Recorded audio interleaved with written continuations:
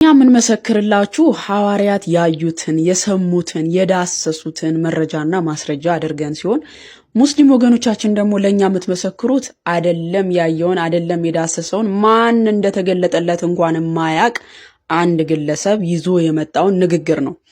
ሐዋርያው ቅዱስ ዮሐንስ በመልእክቱ ሲናገር በአንደኛ ዮሐንስ መልእክት ምዕራፍ 1 ቁጥር 1 ጀምሮ ስለ ሕይወት ቃል ከመጀመሪያው የነበረውና የሰማነውን በአይኖቻችንም ያየነውን የተመለከትነውንም እጆቻችንም የዳሰሱትን እናወራለን አለ። ምን አለ?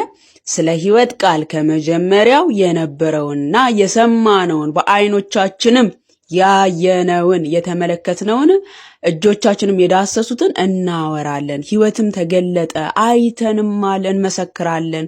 ከአብ ዘንድ የነበረውን ለእኛም የተገለጠውን የዘላለም ሕይወት እናወራለን። እናንተ ደግሞ ከእኛ ጋር ኅብረት እንዲኖራችሁ ያየነውንና የሰማነውን ለእናንተ ደግሞ እናወራላችኋለን። ኅብረታችንም ከአባት ጋር ከልጁም ከኢየሱስ ክርስቶስ ጋር ነው።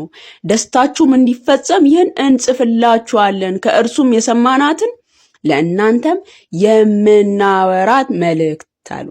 ሐዋርያት የሰሙትን ያዩትን የዳሰሱትን ምስክር ነው የምንመሰክርላችሁ ሙስሊም ወገኖቻችን።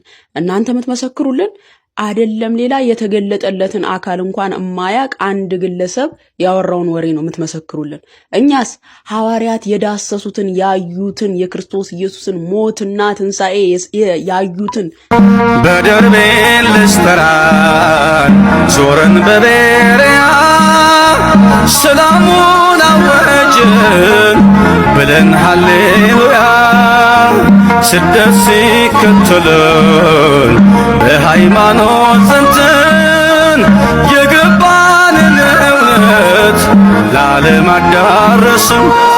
በመገፋት ያተረፍነው መክበርና መባረክ ነው። በመገፋት